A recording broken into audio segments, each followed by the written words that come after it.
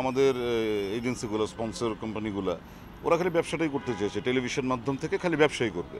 তো যেখানে ব্যবসা হবে ওরা সেখানেই আসলে টাকা লগ্নি করার সিদ্ধান্ত নেয়। বাংলাদেশে আসলে কোন বয়সের দর্শক টেলিভিশনে বেশি সময় কাটায় এটা আসলে কোনো প্রপার পরীক্ষাই করেনি কেউ। বাট আমি পার্সোনালি যতটুকু দেখেছি যে আমাদের সিনিয়র সিটিজেন্স যারা 60+ অবসর জীবনে যারা, তারাই সবচেয়ে বেশি টেলিভিশন দেখে এবং তারা বাংলাদেশের টেলিভিশনে দেখে। কিন্তু আমাদের স্পন্সর কোম্পানিগুলো কিন্তু টিনেজারদের বেস করে সব প্রোগ্রাম করে।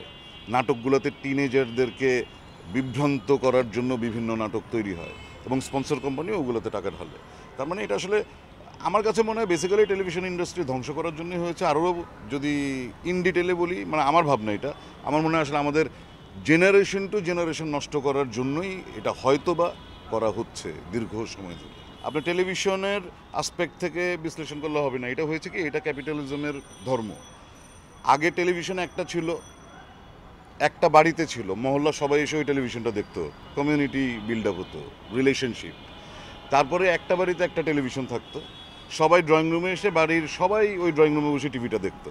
কিন্তু আপনি বলুন তো এখন প্রত্যেকটা বাড়িতে আসলে কয়টা করে টিভি? প্রত্যেকের ঘরে ঘরে টিভি, আর না হলে স্মার্টফোন আছে। অর্ধেক পাউডারে দ্বিগুণ উজ্জ্বলতা। নতুন রিন অ্যাডভান্সড অর্ধেক পাউডারে দ্বিগুণ উজ্জ্বলতা।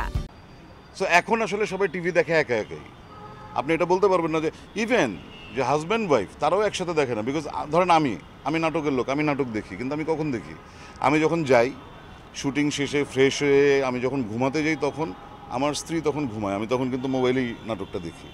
সো এটা আর মোটেও এটা ড্রয়িং রুম কালচারে নাই, এটা একদম বেডরুম, ইভেন বেড কালচারে চলে আসছে, যে বেডে শুয়ে শুয়ে বসেও কেউ এখন নাটক দেখে না। আমরা ওটিটিতে কাজ করছি, নাটকে কাজ করব না, এটা আসলে খুব কম লোক বলে, এটা বলানো হয়। আমি টেলিভিশন নাটকে কাজ করে বেঁচে আছি, ওটিটি করেছি দু একটা। তো আমাকে বিভিন্ন সময় বলা হয়েছে যে ভাই আপনি নাটক কম করেন, আপনি ওভার এক্সপোজড, আপনাকে তো আমরা ওটিটিতে নিতে পারতেছি না, আপনাকে নাটক কমাইতে হবে। তো আমার উত্তরটা হচ্ছে যে বছরে ধরেন আমি 5টা ওটিটি করলাম, আমার চলবে? আর সারা বছর আমি তো 365 দিন নাটকের পয়সায় চলি। সো এই ধরনের ঘটনা ঘটতেছে। আর অভিনয়ের মাধ্যম তো আসলে অনেকগুলো আছে, মঞ্চ আছে, যাত্রা আছে, টেলিভিশন, ওটিটি, ফিল্ম। একজন অভিনেতা যদি যোগ্য হয় সে সব প্ল্যাটফর্মেই কাজ করবে, একজন ডিরেক্টর যদি যোগ্য হয় সে সব প্ল্যাটফর্মে করবে। বাট ইটস ট্রু যে বিগার প্ল্যাটফর্মে, বিগার স্ক্রিনে যখন একজন ডিরেক্টর কাজ করে, ওর পক্ষে আসলে ছোটো স্ক্রিনে কাজ করা টাফ। আমার প্রশ্ন হচ্ছে মেসেজ থাকলে কি হবে? আপনি চেঞ্জ হয়ে যাবেন, জনগণ চেঞ্জ হবে। আমাদের কোরআন শরীফে অনেক ভালো মেসেজ আছে, অন্যান্য ধর্মগ্রন্থে অনেক ভালো মেসেজ আছে, আমরা স্কুল কলেজে অনেক ভালো মেসেজ পড়েই কিন্তু একটা ডিগ্রি অর্জন করেছি। কী লাভ হয়েছে এই দেশের? কোনো লাভ হয় না। আর আমি নাটক করে একটা মেসেজ দেবো, আপনারা শিখে যাবেন? এত সহজ?